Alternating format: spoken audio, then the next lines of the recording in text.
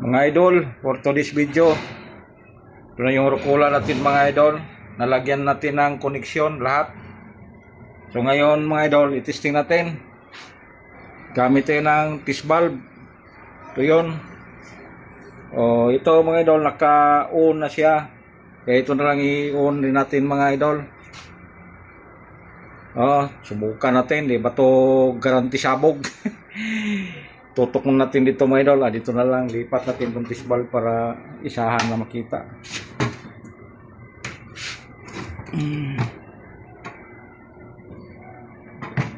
Naurong mga idol. Ano lang mga idol, iurong mo natin ito saglit mga idol para mailagay natin yung test valve para makita. Importante kasi itong mga idol, yung test valve. Kasi kung may problema siya, may short, pipitik po yan. Yung ilaw niyan, katulad ng ganyan, hindi siya namamatay. Ngayon, subukan natin kung hindi ba tayo ang mamatay, simba ko. Ito mga idol, sige. Ito naka-on na to mga idol ha. Naka-on na siya. Okay. Ready? 1, 2. Perfect mga idol. Umitindak na rin yung niya, relay. So, hindi pa natin malagyan ng speaker mga idol. Dahil wala pa tayong dalang tester na matis natin kung sa bias niya mga idol at saka sa DC out. Baka yung DC out niya mga idol mataas. Sikwati yung natin mga idol. Yung speaker. Kaya ito lang muna. Ito siya mga idol.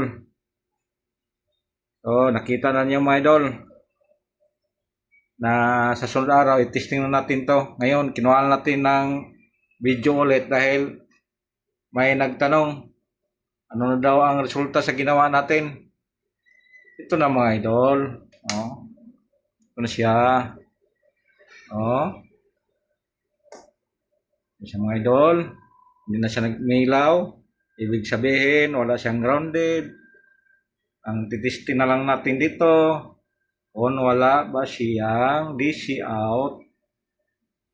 Yun na nga idol. Sige mga idol, thank you for watching. Ito. Pitik agad yung relay mga idol. Pakinggan nyo mga idol.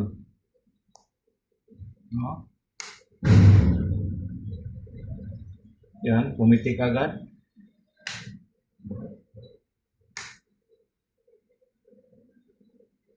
Yan mga idol. Mahina na siya pakinggan mga idol dahil ibang klaseng relay yan mga idol. Yan. Yan, sige siya mga idol.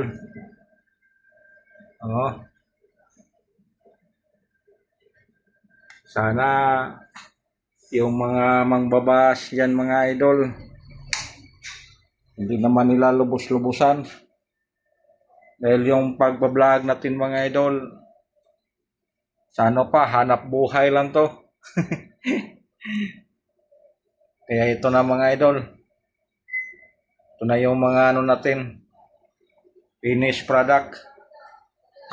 Pasensya na kayo mga idol na napuno to sa likabok tong pang test valve to mga idol. Matagal kasi ito dito mga idol. Hindi ko na to inuwi sa bahay. Yan. Importante kasi mga idol may test valve. Yung nakuhaan ko naman ng idea nito mga idol, yung mga legit talaga mga idol na gumagawa ng mga amplifier. May test valve sila. Sinundan ko kung paano paggawa ng test valve. Kaya nagka-idea rin ako mga idol. Gumawa rin ako. 100 watts na bumbilya na nasa loob mga idol. 100 watts na ilaw. Kasi hindi pwede kung mababa kasi pag hindi siya namamatay, nag-iilaw lang siya.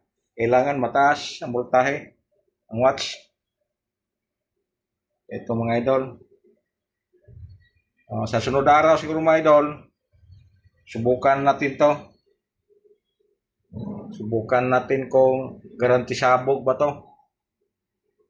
Kung garanti sabog to mga idol, matuwa na tayo mga idol dahil nakapatunog na naman tayo ng DIY.